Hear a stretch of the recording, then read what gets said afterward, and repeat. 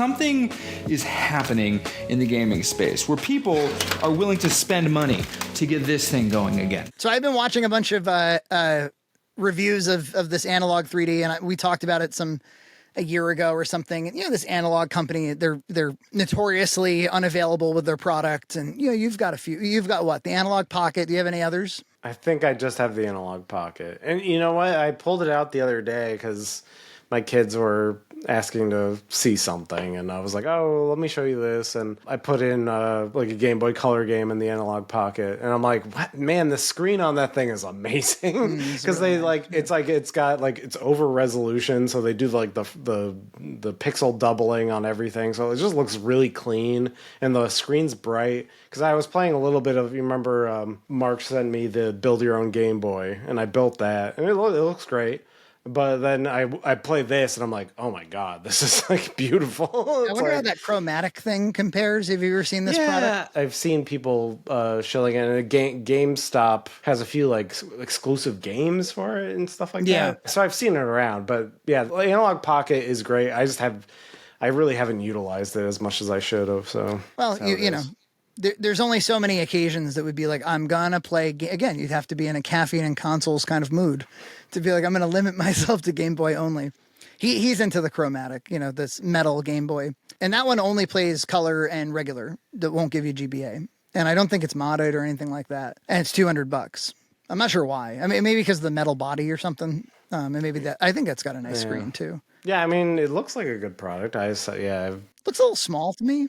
A little small. That's the problem, and I've said this before. My little aging eyes, my little peepers. I see the tiny screen. I'm like, pass. Well, so when you play, I remember some years back, you were all over the Amazon tablet with your retro gaming. You ever still play with that thing? Well, actually, I just use it all the time as a teleprompter. And you had a little teeny tiny controller for like travel. Yeah. And I use that as my teleprompter control. Oh, wow. But so I've been using that more as a teleprompter than a gaming device. But it is nice, especially for a Game Boy Advance, because it has the same resolution, so it blows up real nice on there. But I don't know, since you've converted me to the church of CRTs, if I'm doing retro gaming, I'm probably doing it either on a CRT or the ROG Ally, probably. So if you're in bed, it's an ROG Ally. If I'm in bed, you're sleeping. I'm sleeping. Because it would actually honestly just be like the Switch too, if I'm in bed. That's a big fucking thing to bring into the bed. Yeah, well. That's like bringing in a CRT into the bed. Well, I mean, I can see it. I can see it, and Pokemon's on it. And if Pokemon's on it, I'll play a little bit. So I also find I do need if I'm laying down, if I'm in the lay down position, I do want I don't want a lot of meat for my handheld. I don't want to get all sleepy. If I'm trying to actually play a little bit of gaming. But I've been finding the times that I play the most handheld, it's not very common, frankly. I'm either editing or I'm doing, I'm working or whatever.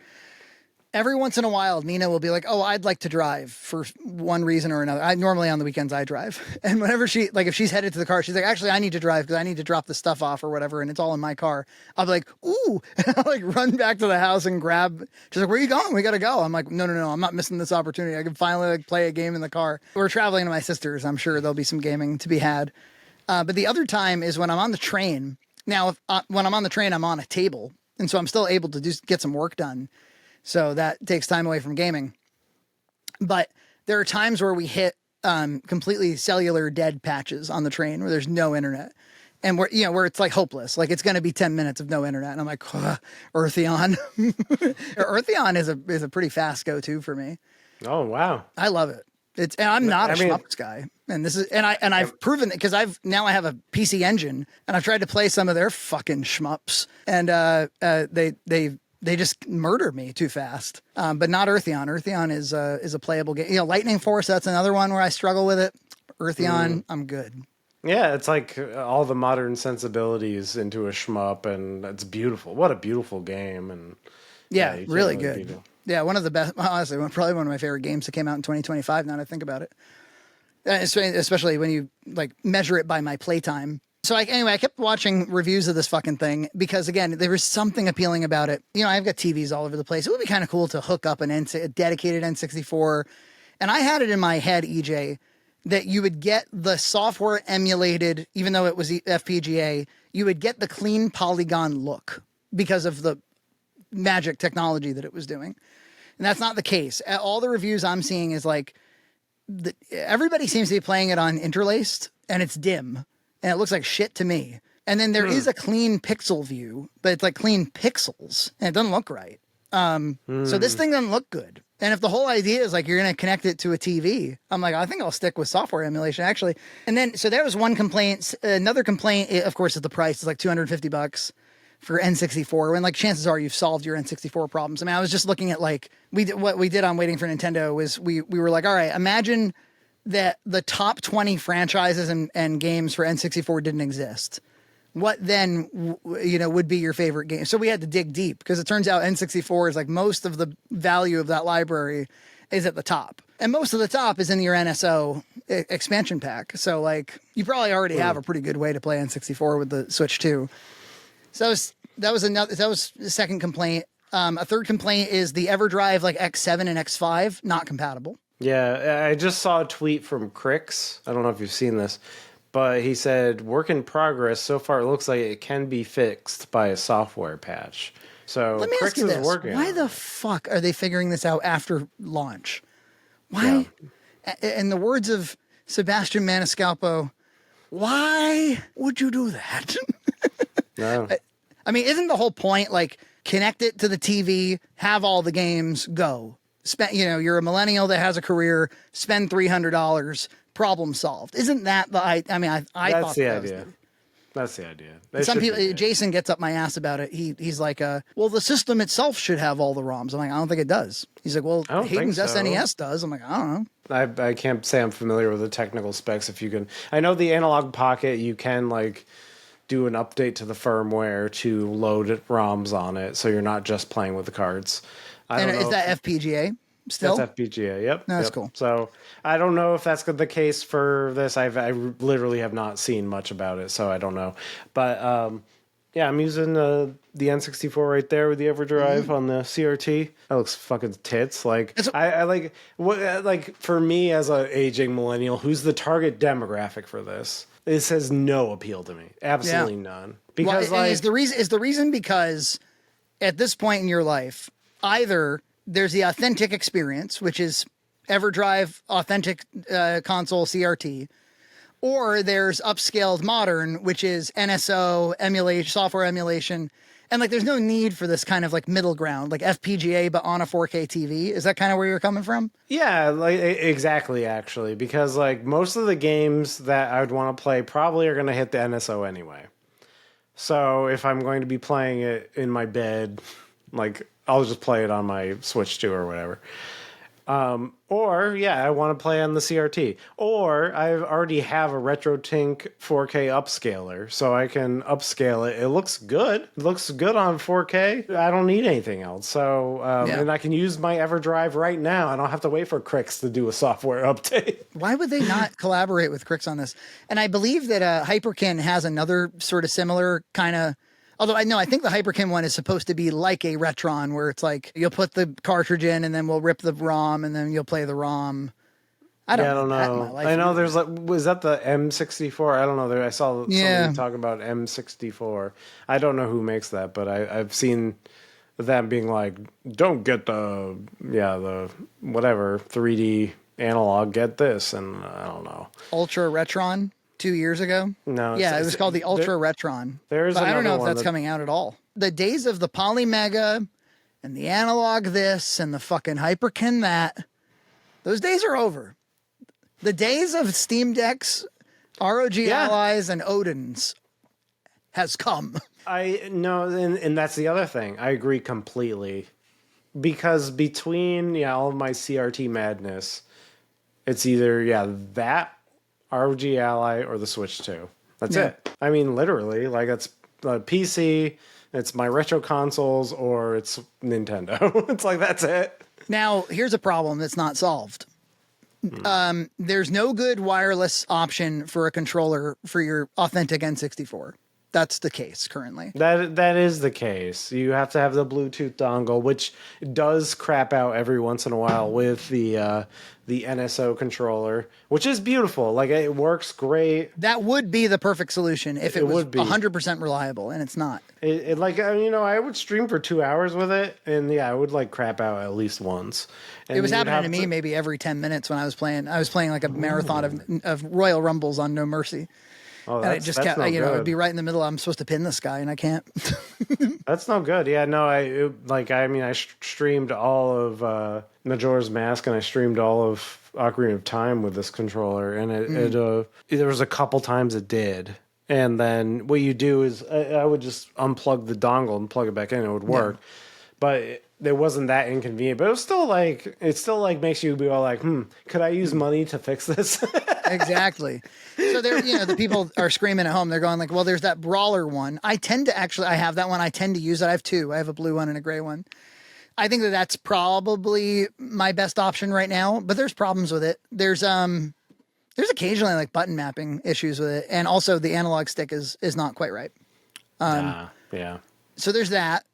There's, of course, a wired controller, but again, we're talking about wireless only. And also, let's face it, the wired ones, like the chances that the analog stick are worn out are pretty high at this point. Yeah, I mean, my N64, like, yeah, you shake it and it's like rattling. It's rattling all over the place. There is a Hyperkin one. There's one that Hayden had where like the D-pad is close to the center. Some games require a D-pad, so you don't want that. Right. Oh, center bottom. What's it called? There's like, the Legacy or something. There's something. Yeah, it's like, it looks like a circle. Almost looks, yeah. And what else? 8-Bit Do released an N64 controller kind of specifically for the Analogue 3D, and it looks pretty good. It looks like a pro controller from them. The D-pad placement looks a little sus to me. It looks pretty good. But they released it all white or all black. You need to have the colors when it comes to N64 controller. Really, even just like to make it match what you're seeing on the screen for Zelda or whatever. But then somebody right away was like, hey, Frankie, they actually just released the one with the proper colors, but it's not shipping till January. So I did buy that one. I'm going to try it out with the blue retro adapter on the original N64, see how that works. Yeah. And hopefully, without the whatever piracy protection, it'll actually work. Yeah, I imagine it will. Yeah, you can't take an NSO N64 controller and sync it to like an Odin 2 or Windows or something. That won't work at all. So that's the Analogue 3D. I won't be buying one. I'm very happy with my Odin 2 software emulation for N64. I got no problems. I'm playing on an Xbox controller right now, but I'll probably, if this other one works out, maybe I'll buy a second one for software emulation because it looks pretty good. So you got to go over to Waiting for Nintendo. There's a whole lot of Nintendo 64 discussion that we did over there. We're talking about games I'd never heard of before. It made me want to go try. We spent time in the mid and bottom tier N64 games. We really skipped the Marios and the Zeldas and the Pokemon Snaps and the, so the other one in the topic of millennial gaming devices is you got your new Steam PC and you got your new Steam controller and your Steam ecosystem. Have you seen this? Yeah, it's like a cube. It looks like a modern GameCube, and it's supposed to be like a PC. I think they said it was like 6 times more powerful than the Steam Deck. They didn't announce the price, but I know everyone's citing Linus Tech Tips where he was like, I asked them about the price, and I said, was it going to be priced in the console range around $500, like, with the PlayStation 5 or the Switch 2, and it got really awkward in there, so they said that he got the impression it was going to be priced even more than that. Like $600 is what people are batting around. The exact quote was, I think from this guy who is part of it, I think that if you build a PC from parts and get to basically the same level of performance, that's the general price window that we aim to be at.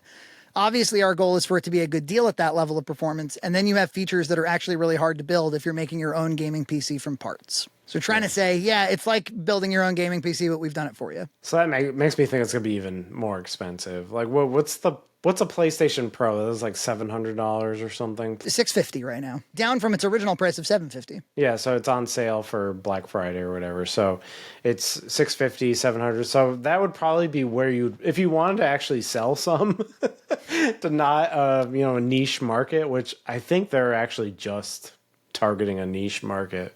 No, that's okay. Yeah, and that's Certain fine. people that are Steam gamers. And I think they see the Steam Deck as the entry level. So you do the Steam Deck as the entry level. You can dock the Steam Deck.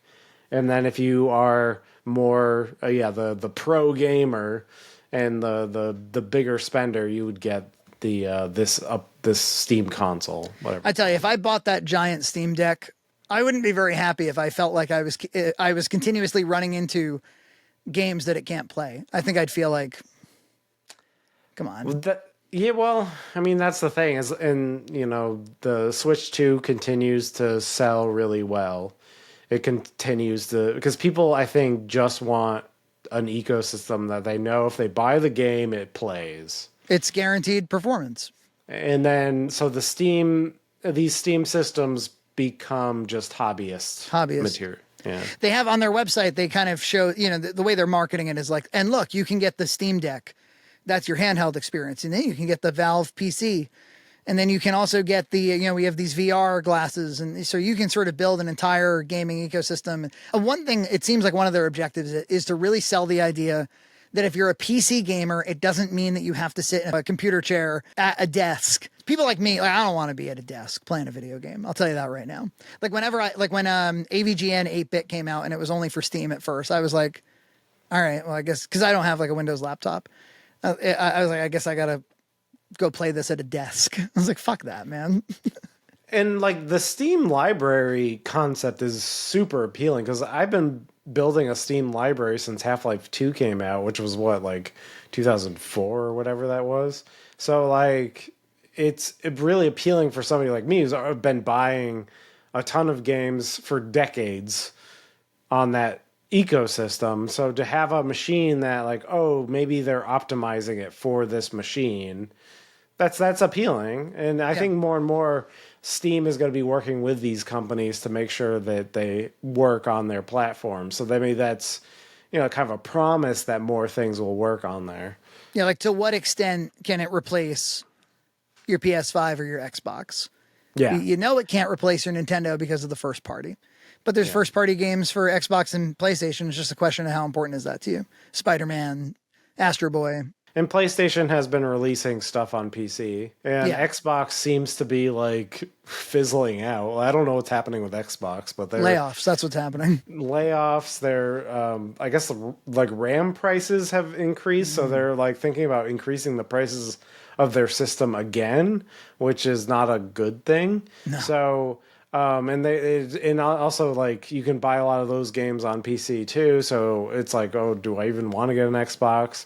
So I can definitely understand that. If I'm spending above a certain threshold on an Xbox, I'm looking at Valve. And Game Pass has also increased in price. So Game Pass was once a very economical thing to do. You pay a little bit every month, and you get access to a bunch of games, new games and old games. So it was a good deal, and now I think it's becoming less of a good deal. So shitification, my friend, shitification. Not to touch upon a sore subject, but a lot of people are, of course, afraid of the environmental factors with AI and AI takeovers and all this stuff. And I'm like, well, one consideration is this thing can't scale.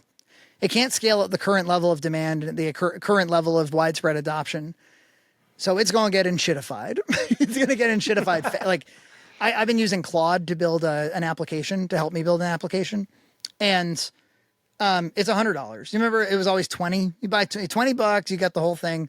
Now it's $100 to get kind of a base level. Like there's a $20 level, but it doesn't get you anything.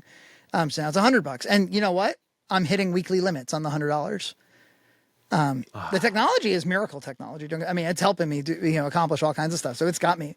I think that's what they're trying to do. But indeed, the same deal with Game Pass, where it's like, this is the best deal ever. This is, we're stealing from Microsoft and they think they've got you, and sometimes they don't got you because there's the competition's too good. And I wonder that with like Disney Plus, because they raised their prices fairly recently, and like that was too much for me. Like it was fine when it was like $7, where I could just like $7 a month, like I can just piss that away. Why not? I get some Disney movies. But once it becomes like $18, $19, I'm like, I have to like think about this. Like, I don't like you enough. Yeah, like I have to pause. Like it's not enough for you to release the accolade. Like I can't. Yeah, I'm having fun and all, but this is like I don't need this. This ain't so no it's like $19 a month service. So once you increase the price like that, and it doesn't seem like the value proposition of the things you're getting is improving, at least you're questioning whether you should buy it again. And then there's so many companies that are finding themselves in this position. So then they also have that new controller that has like basically mouse pads, like touch mouse pads on the bottom, on like the palms of it. Have you seen this? I see that, and it looks like a monstrosity. I don't know if I had it in my hands, it would make sense. Like even the Steam Deck, I remember seeing pictures of them. Like, ooh, I don't know about that. And then like John had it, and I put it in my hands. I'm like, oh, I get it. I think it's still too big for me, but I got it more when I had it in my hands. Maybe this is the same deal. Maybe it looks like a monstrosity of a controller. I don't personally think you can incorporate things like track pads, assuming that's what those are. I think that's what, yeah. Into a controller. I don't think you can do it. Again, I don't have a Steam Deck, so I don't know if people use those track pads or what the use of is. I'm sure some people must use it if they're incorporating into that controller. But I don't think I need them. But like either you're using a mouse or you're not, you know? Right. I agree. Which reminds me, I mean, I suppose there's some benefit to like, if you are indeed playing a PC game that has a whole lot of mouse to it, there might be times or intervals during the game where there's no way out of it. So it's at least like without having to get up and plug in a mouse, it's your way out. But especially with those old games, maybe like it's easier to use a quick trackpad to select menus or something. Especially when I was watching Jason Graves' CDI review, and everything's like a mouse cursor developed with a mouse cursor. I'm like, if you had some track pads on that controller, maybe it would be an okay experience. But moving a mouse cursor with a controller is a little weird, especially with this thing. I don't know. Whenever I see a controller or a game device that's trying to be a million things, I'm a little bit like, this isn't really designed, is it? This is more like just throw things at the wall. Yeah. But look, John's a big time PC gamer. He basically doesn't play console stuff at all. Maybe I don't know. That would be an interesting question for John. Would you consoleize your Steam experience? I don't think he would. I think he likes being at his desk. I like the Steam Deck concept a lot more. Like in the ROG Ally. Like I like being able to dock something and pick it up. Yeah. Same thing with the Switch, obviously. Like I think that's like for my this time in my life, that is perfect. The Switch does the trick. The Switch does the trick. The ROG Ally does the trick, and I think the Steam Deck does the trick for most people. And fucking wait. They're all complaining about $500 for a Switch with a game, and they're all going like, "That's ridiculous." And I'm like, "Yeah, maybe." However. Yeah, the Steam machine is going to be... That fucking thing's going to be $1,000. It's going to be PS6 is going to be $1,000. Oh, yeah. Well, the Steam machine, I think it'll have like maybe there's like a cheap version for $700, and they'll make then the version you actually want is going to be $1,000. They may complain less when the new 3D Mario comes out someday, and it's all the hotness. That's true. Subscribe to Red Cow Entertainment on Patreon for full episodes every other week.